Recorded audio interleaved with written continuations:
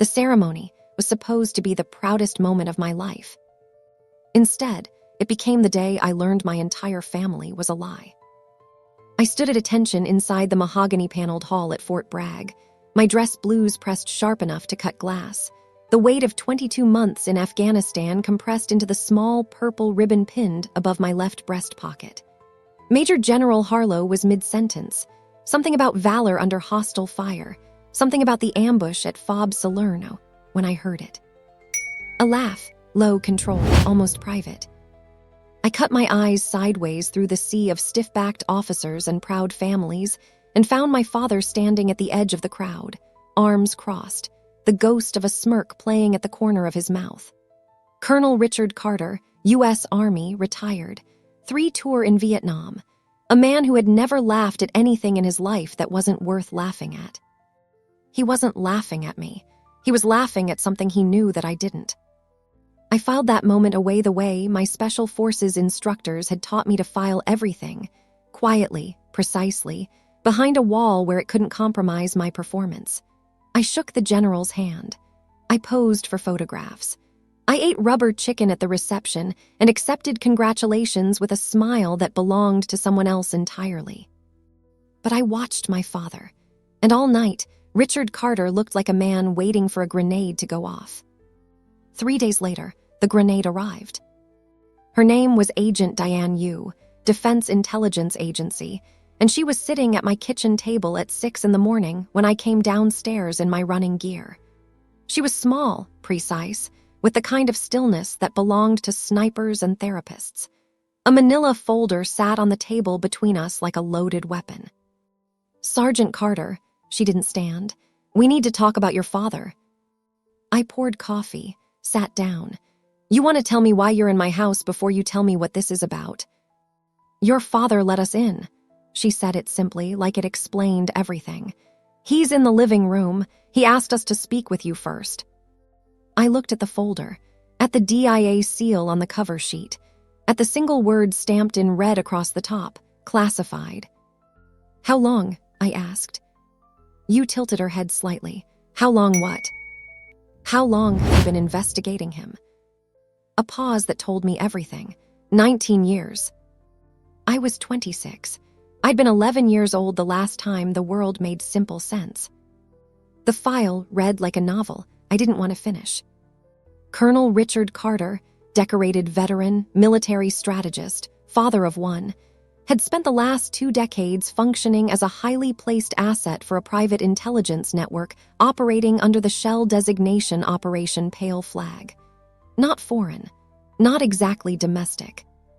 Something worse, a consortium of retired senior officers, defense contractors, and 3 sitting members of the Senate Armed Services Committee who had been quietly redirecting classified battlefield intelligence to private military interests.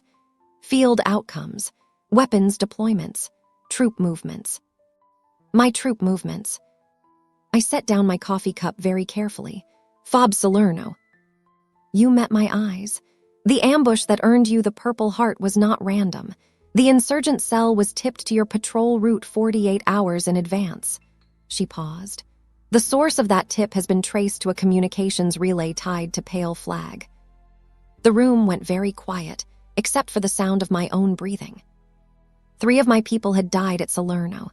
Corporal Diaz, Sergeant Equium, a 20-year-old kid from Baton Rouge named Travis Holt who'd shown me pictures of his daughter 3 nights before the ambush. My father, the words came out flat, surgical, he sold the route. We don't believe Colonel Carter ordered the strike, Yu said carefully. We believe the intelligence was passed without full understanding of how it would be used. The network compartmentalizes deliberately. Members rarely see the full picture. That's a very careful way of saying he got 3 of my soldiers killed and didn't know it. Yes, and a very careful way of saying it doesn't matter. She didn't answer. She didn't need to.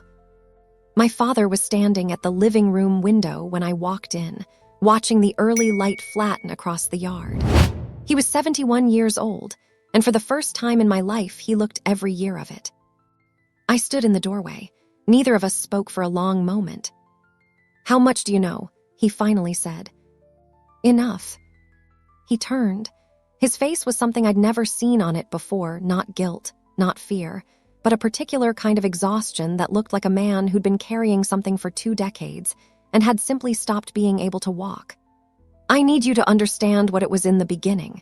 It was intelligence sharing.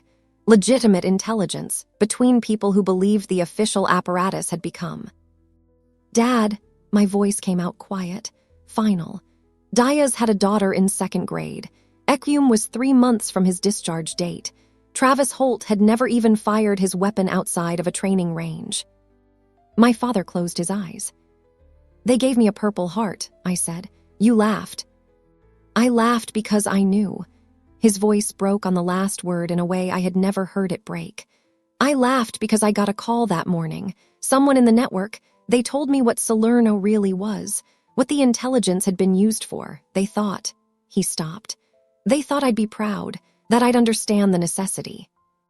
The room tilted slightly. I steadied myself against the doorframe. They thought you'd be proud that your daughter got shot. They miscalculated. What did you do? He opened his eyes, and for the first time I understood the 19 years, the quiet, the distance, the particular way he'd always looked at me like he was calculating a debt he couldn't repay. I've been working with the DIA for 11 years, he said. I couldn't come to you, I couldn't tell you. If Pale Flag suspected I'd turned, they had contingencies. Contingencies, I repeated. Meaning me. Meaning you. I crossed the room and sat down in the armchair across from him because my legs were no longer reliable. Outside, I could hear Agent Yu on the phone, her voice low and controlled. Somewhere across Fort Bragg, somebody was raising a flag. Normal morning, normal world. 11 years, I said. You've been feeding them information for 11 years. Building a case, he said it without inflection. Pale Flag has 14 active members at the senior level. 4 of them are currently advising the Joint Chiefs. 2 have direct access to nuclear deployment protocols. He finally sat down heavily, like a building finding its foundation. The case is ready. Yu's team moves in 72 hours. I looked at my father, really looked at him, and tried to find the thing I'd been looking for my whole life. The door between who he was and who I'd needed him to be.